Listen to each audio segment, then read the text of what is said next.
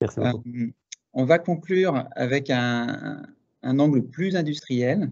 Et donc, je vais passer la parole à Pascal Rialan de Balio, qui développe des robots autonomes de manutention et qui va je pense, nous secouer un petit peu sur ce qu'on est capable de faire en termes d'industrialisation, donner des idées, ce qu'on pourrait imaginer sur des chantiers un jour. Pascal. Bonjour à tous, merci d'inviter Balio aujourd'hui. Je suis très heureux de voir que vous avez une photo de quelqu'un qui est beaucoup plus jeune que moi, mais c'est malheureusement pas moi sur la photo. Mais c'est pas grave. Alors, pour tout vous dire, quand j'ai été contacté par Samantha pour participer, je me suis dit, mais qu'est-ce que je viens faire là? Je n'ai pas trop compris pourquoi j'avais été contacté pour participer à cet événement, et notamment avec l'intervention de Pascal Chazal, je comprends un petit peu mieux l'idée que vous aviez tous derrière la tête. Alors, Balio, c'est une société qui existe depuis maintenant une quinzaine d'années, qui fait une vingtaine de millions de chiffres d'affaires, qui est cotée. Hein, donc on n'est plus on va dire une start-up. Qu'est-ce que fait Balio? Balio bouge des palettes de manière autonome dans les usines. Voilà. Vous ne verrez pas, en tout cas à court terme, un produit de Balio sur un chantier. Et pourquoi on existe? On existe parce qu'il y a toujours dans les usines beaucoup de tâches répétitives, difficiles. Alors j'ai entendu le discours, effectivement, que dans les usines, les postes de travail sont bien plus confortables que sur un chantier. J'ai fait du bâtiment moi-même, j'ai construit une usine pour PepsiCo à une époque, donc je connais bien le sujet.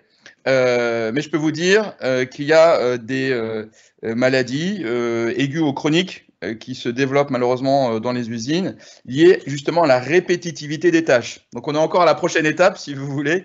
Et donc Balio s'est donné comme mission justement de développer des produits qui permettent de supprimer ces tâches difficiles. On va avancer slide 5 même, voilà, pour continuer. Voilà, merci. Donc l'objectif de Balio, c'est simple. C'est alors on a perdu les slides. Je ne sais pas s'ils vont venir. Bon, je vais continuer, c'est pas grave. L'objectif de Balio est de clairement convertir la manutention traditionnelle. Je pense que vous connaissez tous un Fenwick. Vous en avez tous probablement déjà vu un. C'est tout simplement un chariot de manutention qui bouge des palettes dans les usines.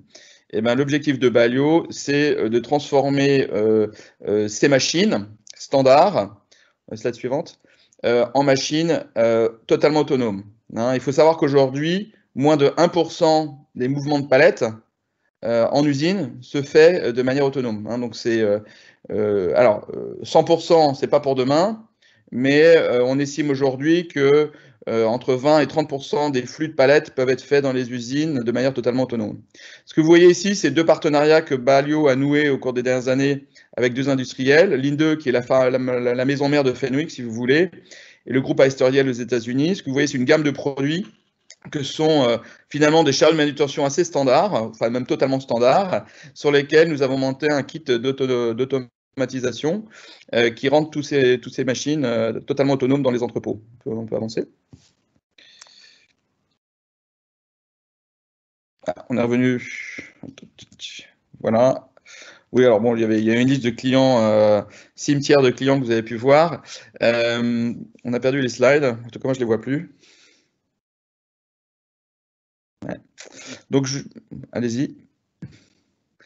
Donc, en synthèse, ce qu'on fait, on prend une machine de base standard, on lui ajoute un kit d'autonomie et ça devient un robot mobile, totalement autonome, que vous pouvez également conduire de manière totalement manuelle. Hein, donc, c'est absolument flexible. Et on est capable de proposer ces machines partout dans le monde, grâce notamment au partenariat avec nos partenaires. On a aussi une filiale à Boston et à Singapour. On peut avancer dans les slides, s'il vous plaît. Alors voilà, ce que je voulais vous présenter aujourd'hui, ce n'est pas forcément les robots. J'ai plutôt l'habitude de rencontrer des industriels qui ont déjà des robots et qui nous disent on n'a pas acheté encore de robots parce qu'aujourd'hui, on n'a pas de cash. Mon CFO, mon directeur financier m'empêche de faire du CAPEX sur mes sites industriels.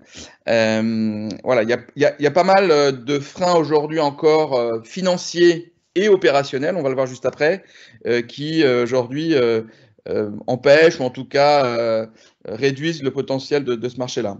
Ce que vous voyez sur ce slide, c'est en fait la synthèse de la situation actuelle, hein, mouvement de palette manuel avec des chariots manuels, qui sont d'ailleurs supervisés, ce sont des caristes, hein, ils ont un nom. L'offre Balio ces dernières années a été d'autonomiser, de robotiser, si vous voulez, ces flux. Donc on propose des robots, finalement c'est une machine avec un nombre illimité de caristes, hein, finalement. Et on se rend compte qu'une offre commerciale et aussi technologique permet de lever les derniers verrous qu'on rencontre sur ce marché, qui est le mouvement de palette as a service. Donc on continue à avancer sur les slides, s'il vous plaît. Alors pourquoi ? Je l'ai évoqué en introduction. Vous êtes ici, je suis face à des industriels, donc le CAPEX, donc les investissements, le cash sont des facteurs limitants. Bouger des palettes, c'est pas le cœur de métier, ni des gens du bâtiment, ni des industriels. C'est juste le cœur de métier, généralement, des logisticiens traditionnels, qui est une part importante, mais pas principale de notre activité aujourd'hui. Souvent, les industriels cherchent à avoir un retour sur investissement immédiat, ou très court terme, ou idéalement immédiat. Un sujet aussi important qu'on a constaté ces dernières années, c'est que beaucoup d'industriels ne vont pas sur la robotique et encore moins sur la robotique mobile parce qu'ils n'ont pas d'experts, ils n'ont pas d'équipe d'ingénierie et donc ils ont peur. Hein, ça a un nom, ça s'appelle la peur. Ils ont peur que ça ne marche pas, ils ne sont pas rassurés et ils se disent finalement qui va s'en occuper, qui va s'occuper d'un tel projet, qui va faire le RFQ, qui va s'occuper de tout ça derrière. Et donc, ils n'y vont pas parce qu'ils pensent qu'ils n'y arriveront pas. Et on a aussi un symptôme dans notre industrie. Comme on parle de produits qui ne sont pas encore courants, je rencontre beaucoup de gens qui me disent « Ah non, mais moi j'ai entendu parler que dans 2 ans, il y a quelque chose qui va arriver qui est génial, qui s'appelle Tartampion, et donc je vais attendre. » Et donc on est aussi confronté, et c'est assez intéressant à regarder, à une forme d'attentisme à la prochaine révolution technologique. Voilà. Alors que comme dans n'importe quel secteur, notre évolution est incrémentale. Voilà, donc l'idée du Movement as a Service, c'est vraiment de lever les verrous que je viens de présenter, en ayant un modèle où vous payez à l'usage. Hein, on parle de paiement à l'usage, c'est un peu à la mode, mais l'intérêt du paiement à l'usage pour industriel, c'est de ne pas avoir à investir de CAPEX. Évidemment, vous ne sortez pas de cash non plus, et vous avez une transparence totale sur les coûts. Quand vous payez à l'usage, le retour sur investissement, alors il n'y a pas d'investissement, mais le retour, la diminution de vos OPEX est immédiate. Balio prend en charge l'ensemble de l'installation des robots, donc vous n'avez pas à vous préoccuper d'une équipe robotique experte pour installer ce type de système. Alors, on va peut-être avancer sur les slides parce que le temps passe.